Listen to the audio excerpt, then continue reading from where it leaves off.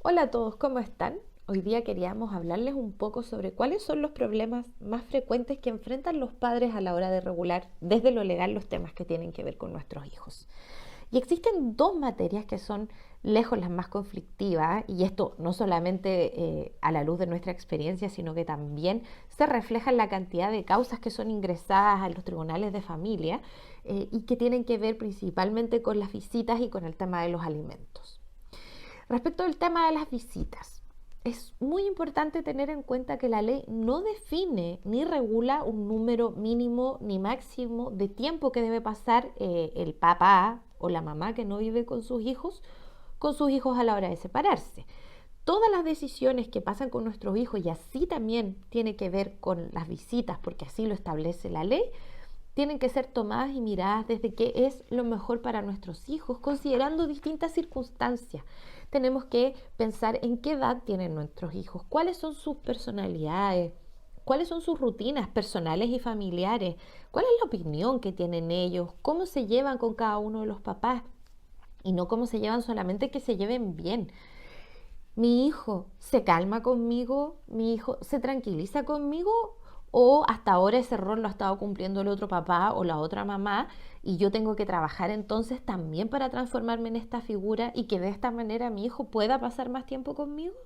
Son muchas preguntas las que tenemos que hacernos antes de decidir numéricamente por un número. Por lo mismo, no hay un régimen estándar, no hay un régimen establecido. Lo importante sí es que sea directo y que sea regular, que sea constante en el tiempo y que puedan mostrar también siempre flexibilidad a la hora de ser necesario de hacer cambios, porque nuestros hijos van a ir cambiando, van a ir creciendo y van a necesitar que estos acuerdos o estas rutinas de visitas se vayan modificando en el tiempo en atención también a los cambios que experimentan nuestros hijos a lo largo de su vida.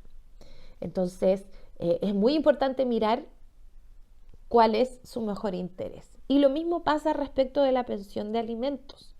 La pensión de alimentos es un derecho del niño, no tiene que ver con un derecho del papá o de la mamá, es un derecho de los hijos que se relaciona con el derecho a la vida. O sea, para poder vivir hay que cubrir ciertas necesidades básicas. Entonces, tenemos que pensar primero que los alimentos es un derecho a nuestros hijos y que como tal nosotros tenemos que protegerlo, ya sea accionando y pidiendo este derecho por nuestros hijos cuando no está siendo cumplido o proporcionando los alimentos. Y esa tiene que ser la mira. No tenemos que concentrarnos en que al entregar una suma de dinero, por ejemplo, a la mamá o al papá que está viviendo con nuestro hijo, le estamos entregando este dinero al papá o la mamá.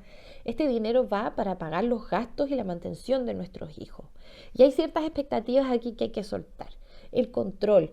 Nosotros nunca vamos a poder controlar lo que pasa en la casa del otro, en el lugar del otro. Tenemos que estar atentos, pero tenemos que estar atentos ¿a qué? A que nuestros hijos estén bien.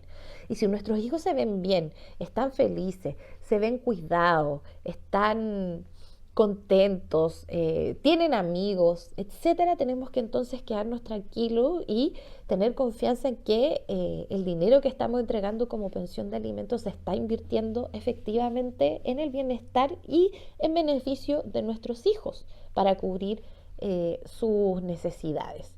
Y otra cosa que no se nos puede olvidar, es cierto que para que los hijos estén bien, los papás también tienen que estar bien, papá y mamá.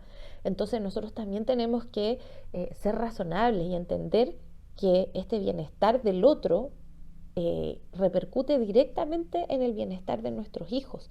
Y ese bienestar pasa también por lo económico. De nada nos sirve un papá o una mamá que a la hora de separarse se tuvo que ir de la casa y se queda viviendo para siempre en la casa de un amigo o en la casa de sus propios papás, en un lugar donde no tiene espacio para recibir a sus hijos y donde no puede participar de manera más activa en la relación con ellos, versus un papá que quizás durante unos primeros años, o una mamá también, que durante los primeros años de separación haga algún tipo de ajuste, se tomen decisiones pensando en el mejor interés de los hijos, no solamente actual, sino que también a futuro.